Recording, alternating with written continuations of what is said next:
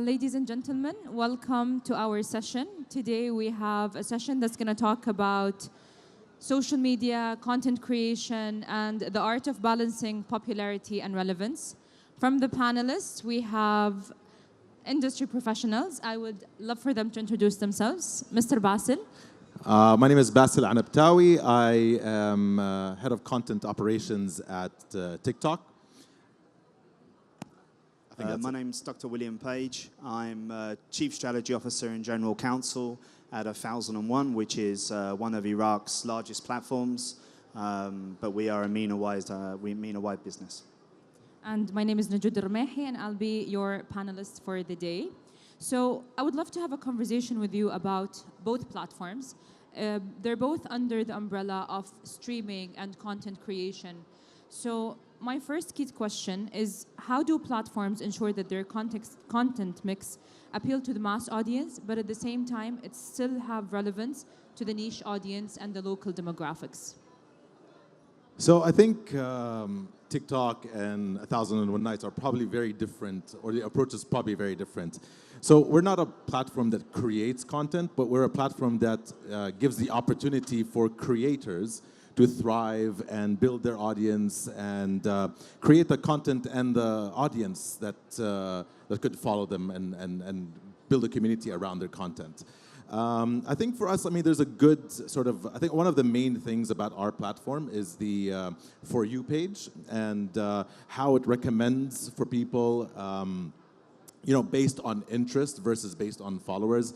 So I think you'll find that a lot of the content that actually appears is quite personalized, for the user experience. So, for example, your feed might look very different than William's feed because your interests are quite different, and so that's one. And two is as a platform, we try to encourage our creators to jump on various different trends. So, for example, we have a hashtag called What to Watch.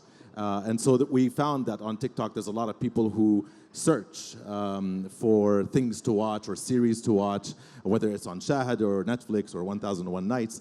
And that kind of recommends for people the different types of content that people are watching. So any of our creators can jump on What to Watch or sports on TikTok or what have you from these trends. And you'll find so many different communities. You'll find cookbook, you'll find learning, you'll find so many different niches and communities that thrive on the platform. Okay. Amazing. And for you, Mr. William, what would you say, Dr. William actually, what would you say, how would you maintain that local feel but still reach a mass audience, specifically that you operate in Iraq? Yeah, that's a really good question. So we maintain that balance for a few different mechanisms. So firstly, we're supported by and affiliated to Al Sharqiya, which is the largest commercial broadcaster in Iraq. So we have exclusive access to their library, and we produce a number of original productions every year. So we got 4 Ramadan productions coming out shortly. And every month we drop original fresh content from our own partners, which is uniquely tailored to local Iraqi tastes. At the same time, what we've done is we've partnered with with OSN, with Stars Play, with Rotana to add in international content and sports content. So what you find with our library, which is around 150,000 hours of content, so it's a massive library, one of the biggest in the region. What you find is that there should be enough wide content to provide something for everyone. But what we do is we also try to, through extensive user interviews and engagement, we try to really understand what our audience trying to, what do they want to watch? So we talk to them individually, one-on-one, through our product development teams and our research teams. And we try to go out and acquire content that meets their tastes. So for example, there's a really passionate, this is surprising, but there's a really passionate Korean fan-loving base in Iraq. So we have quite a lot of Korean content. So we try to have mass appeal, but go after particular niches which we've identified and believe that we can feed. But ultimately, it's partnership driven. And in time, we can't do everything at once, but in time, TikTok does an incredible job at personalization and recommendations algorithm, and we are also developing some of that proprietary technology ourselves. Okay, lovely. I think I agree in that context. I think TikTok has one of the best algorithms of the digital world that we live in today. And that takes me to my next question. In an overly saturated market, today we have content everywhere you go. There is ads, there are media, there is content literally everywhere you go. How do you measure success? What are the metrics you use to measure success? Other than numbers, of course, are there any other metrics? I mean, the easiest thing to say is views, but honestly, I mean, I would always pivot towards TikTok because obviously that's why I'm here. You know, we look at things like engagement, things like saves, shares. So these are very much human. You know, they're very human behaviors. You know, so it's almost like thinking about how your behavior is on a certain platform, and just seeing that behavior and kind of seeing that's what happens in mass, you know, on a mass scale. So when we see that there's a high engagement rate, there's a high share rate. I think also the watch time is also very important for us. This kind of tells the platform that you know, this is a piece of content that people are interested in, and of course it has to do with the creator themselves. So I think if a creator is consistent in their output and they're playing in the area that they know best, you know. So for example, if you're a sports creator and you're quite consistent in your output in sports content, you know, then the chances of you being a successful creator in that environment would be higher than somebody else, right? So I think these factors together contribute to the success of a piece of content on the platform. And of course, for us, it's all about community building and thriving within that community and understanding the behavior of that community. And so I think that's where it's super different between both of our platforms. Is you know, that is it's very led by the creator themselves and very led by the behavior of the audience and how they're reacting to the creator. So I would say that's some of the metrics of success that we look at. And for you, Dr. Williams, since it's more of a streaming platform, I see it usually, let's say with Netflix, there is like the top watched or top 10. How would you measure the success of the content? Yeah, I mean, broadly speaking, Basil's absolutely hit the nail on the head. We would use traditional metrics. I guess for us, the one additional metric to add, which isn't relevant for you, is subscriptions. So you know, we wanna see increase in subscriptions, increase in engagement conversion for our users, and also advertisers as well. So if we've got AVOD-based content, obviously, if we've got good engagement, if we've got good activation as a result, then we can show that to our advertising partners. But I think broadly speaking, despite the differences between us in terms of our platforms, I think metrics-wise, there's not a huge difference. It's very similar. All right, that takes me to my next question.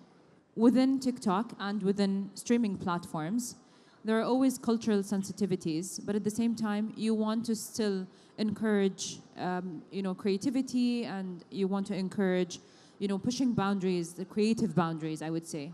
How do you find that balance? That's a really hard question, and that's one of the toughest things we have to do, because obviously Iraq is. Yeah, I mean, ironically, Iraq is actually quite unregulated when it comes to these points. So there's a lot of self-regulation in terms of how we regulate. We have to self-regulate because, speaking frankly, if we show something which offends people, our offices could get attacked. I mean, this happened. It happened to NBC a few months ago when they said something and it upset people. So we have to be very, very self-conscious about this. So what we do is we have various levels. We obviously have 3 or 4 key points when we acquire content which are strict red lines for us. So obviously no sex, nothing criticizing religion, you know, the things that you'd expect to see. So we take a very solid position on those issues. and then we essentially self-regulate. Where we could have a problem, I maybe might foresee in the future, is where our partners, so Starzplay or OSN or Bein or maybe someone else who we may be partnering with, because we carry their content, they're meant to do the self-regulation, and sometimes what works in the UAE might not work in Iraq. So that's critical for us. In terms of experimentation, you've raised a really important point. We're trying to be more experimental, and we're taking a page out of TikTok's book at 1001 and trying to engage creators, let them experiment, let them try to come up with ideas and content which we think will work well. Early days yet on the content creator front, but I think that's really important because we've got to encourage experimental storytelling at the local level, because that local content is what's gonna drive the community and drive the engagement. Yeah, so on TikTok, I think there's a lot that's been covered here, but if I would add a couple of things, I would say what's unique about TikTok is a lot of, I was saying earlier how your feed is very different from somebody else's feed. That's because it is quite hyper-localized, because the creators that you are engaging with are from the community that you're interested in. So it's actually, when it comes to culture and its localization, it's very much tailored to your interests. That's one. Two, I think one thing I would say is a lot of cultural phenomena are actually born on the platform. And so, you'd find a lot of trends being born on TikTok, and I think that's one of the great things about the platform, is that sometimes it's so embedded with the culture that it's nice to see how the community is actually utilizing the platform. So also, I think there's always has to be a balance between, I should also say, actually, we look at initiatives that we do as well. So, for example, we do initiatives in-app, like celebrating Saudi National Day, or something like the Founding Day, which is coming up. And these initiatives actually encourage creators to jump on the trends and kind of create content and tell stories from their community and their surroundings to their followers. So it's very much meshed together, and I think that's just the beauty of the platform. It's the power of storytelling coming through content creators who live locally, and they themselves understand the cultural nuances of their community. Sounds lovely. I mean, I have to agree with TikTok, because once I'm in Paris, my content is all French. And, there you go. And I'm like, I can't understand this, but it's a cultural twist. Now, I think the topic of AI has been one of the most talked about. So for both of you as platforms, do you think AI is going to navigate the trends, or is it still going to be human-made? As you mentioned, TikTok is one of the platforms that really, really engage people, that allow trends to travel across borders. Do you think AI will have a contribution in that? Do you want to go first? Sure. I mean, look, I think AI will definitely play an important role, and it does already. I mean, so I think what's interesting is our discovery tools and our discovery system is so advanced and is so powerful because it serves you all the content that you engage with on a daily basis. But I think at the end of the day, it's very much still human-driven when it comes to the trends that appear on the platform. And the creators are very much still at the forefront of that.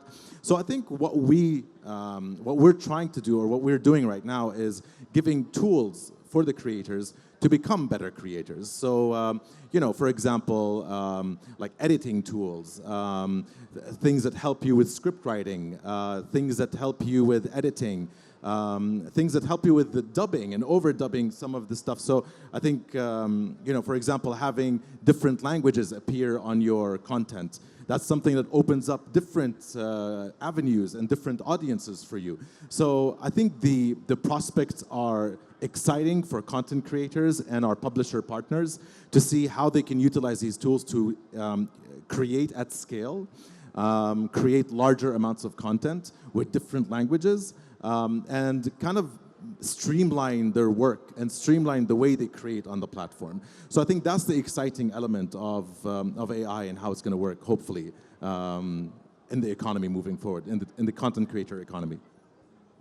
Amazing. And for you, Dr. William, how do you feel like AI is taking place? How is it shaping the industry for you as well? Yeah, I mean, everything that Basil said is absolutely spot on. I think the only thing I'd possibly add is that for us, it comes down to the curation still needs to be human to a certain extent. So we still place a large emphasis on key carousels, key recommendations, which are driven by what we believe our audience want. And I think the only thing I'd say is if you go too far down automation, you can lead down a specific track, and you can miss a lot of other stuff that you might enjoy, but because the algorithm believes you only like one type of content, it keeps showing you that. So I think you have to be a little bit careful. I think you have to have a blend. But Basil's point is fantastic. Actually, what AI is going to do, I was talking to a filmmaker who's in the audience, Mike, and last night he was saying that AI is opening up a lot of creative ways in which we can produce content that at a better quality and a lot cheaper and enable us to experiment with storytelling more. So I hope, I believe, that AI will enable more stories from this region to be made more quickly, more cheaply, effectively, and enable us to bring out more original stories from this region. Amazing. I'm going to jump into a next topic. Growing up, I think we had 2 to 3 channels that we watched, we loved, we were very loyal to them.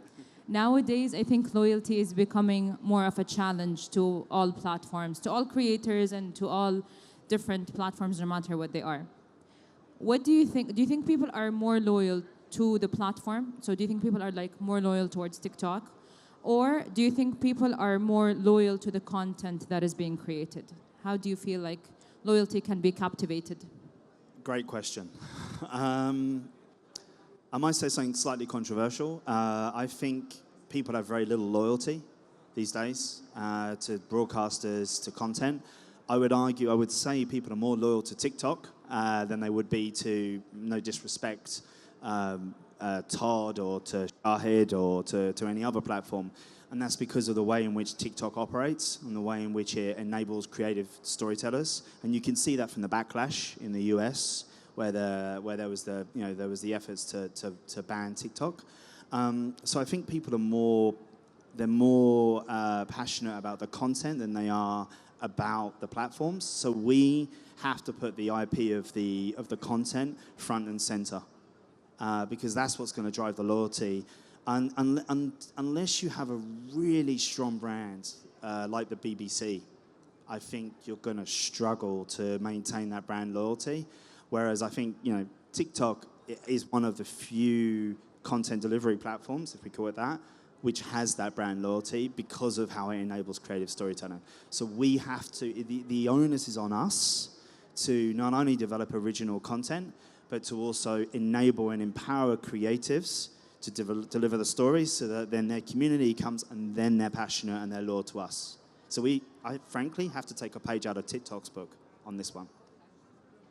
I think thank you. I think, so like, yeah, look, you're right. So, and also you're a creator yourself. So I am. you probably know more than Unfortunately. this than I do. But what I would say is it's a mixed bag of things. I think people are gravitated to the things or the people that they like. So, for example, we find loyalty, or I would say, I would flip it. I think creators, once they're consistent and they are building content that resonates and have a good narrative and they touch on an empathetic or an emotional element, I think just naturally a sense of loyalty will start growing from that community and that audience. And there's tools, right? There's tools to get our creators to work or to build loyalty. So, for example, other than the obvious things like consistency, great content, the narrative, all that stuff, which it's also we have a live feature, for example, so you can get up and you can have a dialogue with your audience. That's one. We also have different ways. So, for example, if you are interested in a certain topic, like, for example, sports, and I was mentioning earlier, sports on TikTok. So if you are a frequent contributor to sports on TikTok, then you become a credible voice on sports on TikTok. And I can think of 2 or 3 creators from the top of my mind who they're almost like go-to people when it comes to sports. So I think when you master your craft and you master the story that you're telling and you master the niche that you're talking about, and you become a credible voice in sports or TV or film, then people naturally will come to you for your thoughts, for your takes, and that's a natural thing with creators. And I think also with our publisher partners as well, they because they become such a credible force in the content production that they are doing, then people naturally gravitate towards them. So we have Ramadan, for example, coming up, and so everybody wants to know what big OTT platforms are putting out. So 1001 Nights or Shahid or Rotana. So what are they putting out? That's almost the first question that they have. And so they will come to TikTok and they will search what to watch, and they will see all these different, what's happening on these different platforms. I'm not pointing fingers, but I'm just going to ask you this question, because Sure. right now, we know that Gen Z has a shorter attention span when it comes to content. So how do platforms engage with the younger generation? Because now they're very used to content that is 30 seconds. 1 minute is so long right now. So what can we do to keep the younger generation, the Gen Z, more engaged with different platforms? Are you pointing fingers at me? Just a little bit. But I think TikTok He's is just that blaming I me think it's for slightly both. for this. I think it's for both of us, for sure. I think because everybody talks about Gen Z, everybody talks about how they want to do something for Gen Z. The first thing I would say is that TikTok is for everyone. It's not for Gen Z. It's for all ages.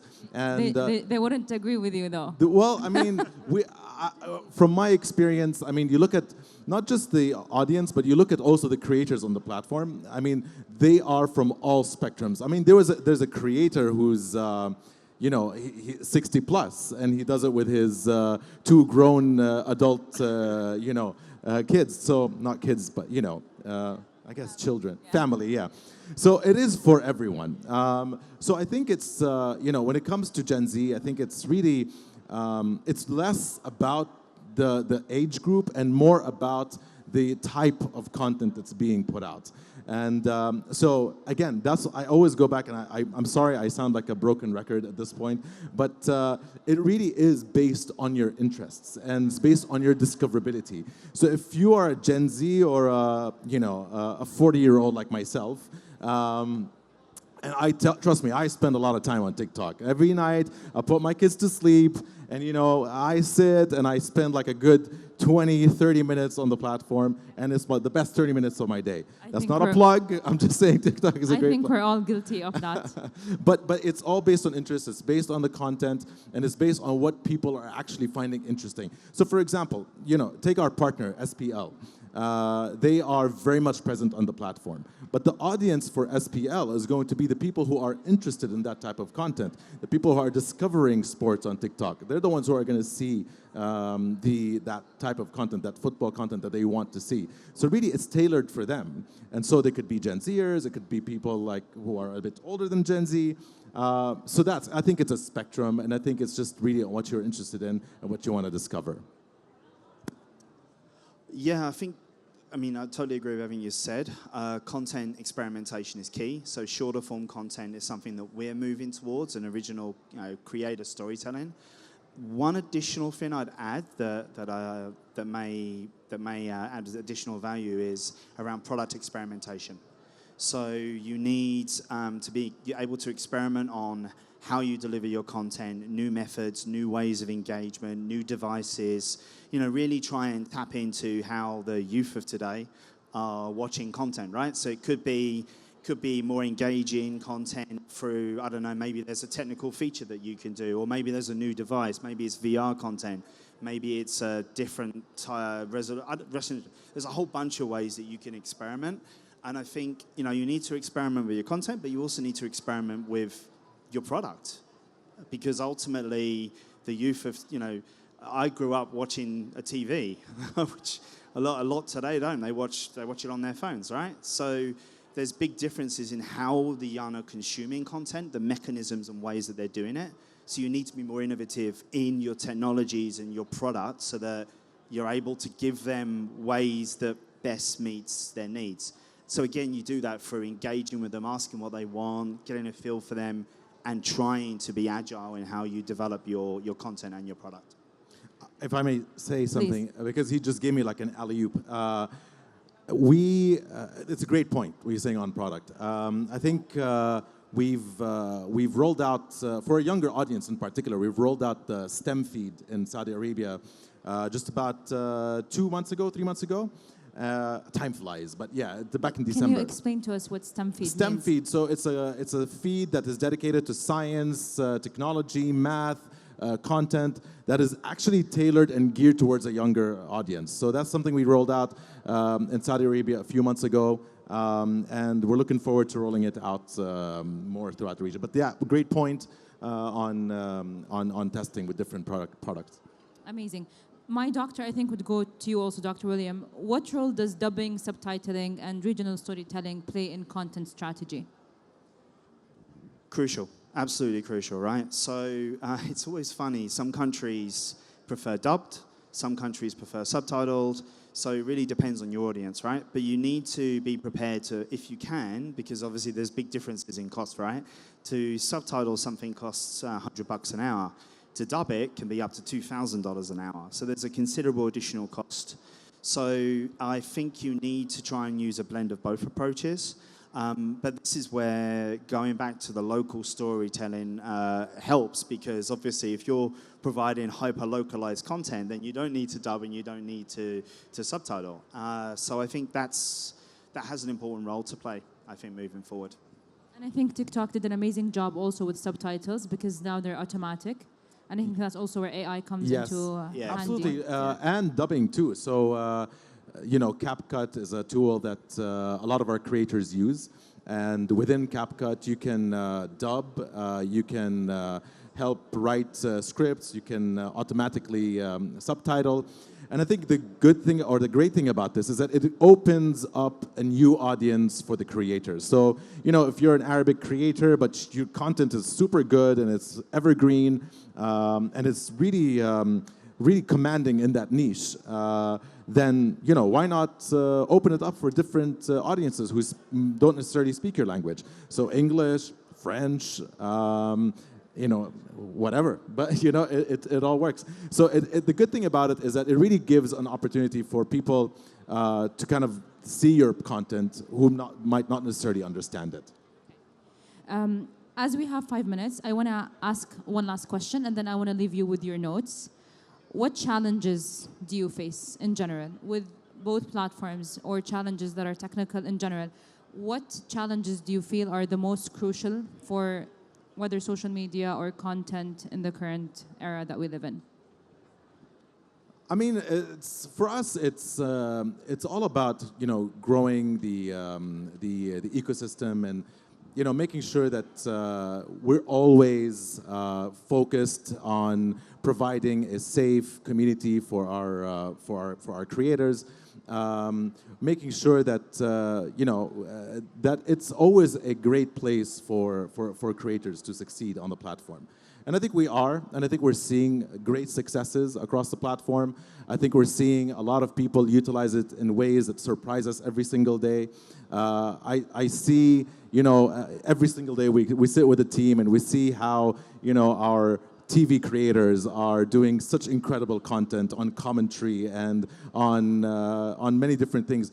Even even we see startups, for example, and how they utilize the platform and how it really helps them in building their customer base, their community. I think there was one, I think that what got really famous was the Dubai chocolate. Are you guys familiar with that one? That actually grew from TikTok. That was a phenomenon. You guys should have shares. I mean, for sure. I can't comment, but that's something that's we see these phenomena every single day, and it just excites us every single day to see these opportunities grow on the platform. So yeah, it's just every day. We wake up, we make sure that it's a great experience for everyone. The experience is both for the creator and for the audience, for people like yourself who are creators, and for your audience who consume your content. Our challenges are a little bit different. So because we're not, we don't have the resources that TikTok has, shall we say. So we have to play, although we're supported by a major broadcaster, we have to utilize the limited resources that we have in comparison. So the challenges that we have are there's an increase in market in terms of there's more platforms, so there's more places for people to go to consume content. There's the economies of scale. You've got to produce original content, but you've also got to market. You've also got to attract users, right? So there's a lot of unique challenges that platforms in this region face. So how we're trying to get around that and tackle them is we're taking a partnership-focused approach. So we don't see NBC Shahid, or we don't see Being Told, we don't see Starzplay or RSN or OSN as competitors. We see them as partners. So we're building out a value proposition whereby users can come and they can engage on our platform and get access with one single subscription to all these platforms for one price. So then what we can provide is a seamless user experience, a seamless way for people to discover recommendations, the easiest way for people to consume content without having to go to a million different places, right? So what that helps us to do is to tackle the challenges that we face in terms of resources and to plow additional resources into content creation, social media marketing, and most importantly, product, so that we can continue to experiment. My head of engineering is here, so he leads our team. We've got a young, dynamic engineering team. So I would rather put resources into that team and into marketing than into, a specialized piece of content and trying to compete with NBC Shahid. No, NBC Shahid can be a partner and we can all grow the market and the audience to give users a better experience. So. Thank you so much. That was honestly very insightful. And any last notes you would love to leave the audience with? Last notes. I think, when you get on the platform, I think just what you see is your own personalized experience. What we try to do is to continuously build a thriving community on TikTok for both our community, of creators and our partners, and making sure that, we keep it a place of fun and joy and spreading creativity. And the most important thing on the platform, if you do want to become a creator, is I think you can give this advice better, but it's to be your authentic self. Just be yourself, be you, and just be consistent at what you want to do on the platform. And there's so much room. There's so much room for you to grow. There's so much room for you to find your audience and find your community. There's so much room for you to build your loyalty. There's so much room for you to just become the person that you want to be. And the opportunities are plenty on the platform. And we're here, we're around to help. If there's any questions or anything like that, we're around the area. And for you, Dr. William, any notes you would love to leave? Just to say, if you log on here in Saudi, what you'll see is completely different to what you'll see in Iraq. Completely different. Here we just have our original content. If you go on Iraq, you see this incredible ecosystem, this incredible platform with content from all our partners seamlessly in one. So I guess the thing to leave with is we're partnership focused, right? So what we want to do is partner with the best in Saudi, the best in Emirati, the best in Morocco. We want to bring the best original stories from this region. And we're open to opportunities, we're open to collaboration, experimentation, and ultimately giving MENA storytellers a way to tell their stories. So we're very unusual because we're operating in Iraq, which is a difficult market. We believe in collaboration and partnerships because I think that's the only way that we're going to be able to make that market, which has the potential to be the third biggest market in the region, a true success. And then I believe that we can take that model and apply it to Northern Africa, apply it to elsewhere in the region, because we don't have to all compete with each other. If we work together, we can compete more effectively with Amazon and with Netflix and with other international competitors, no disrespect, TikTok, who have way bigger pockets than us. So I think we need to do that, and that for me is a key takeaway. I'm not from the region, but I've been living and working here for 15 years. I really believe that there needs to be a strong MENA-wide narrative, and we all need to work together to make that a reality. Thank you so much. Thank you for joining us. I hope you guys enjoyed. And thank you, Dr. William. Thank you, Mr. Bassel. It was lovely talking to you. Thank you. Been a pleasure. Thank you so much. Should we ask you questions? Or? You can, Yeah, of course. good point. Thank you so much.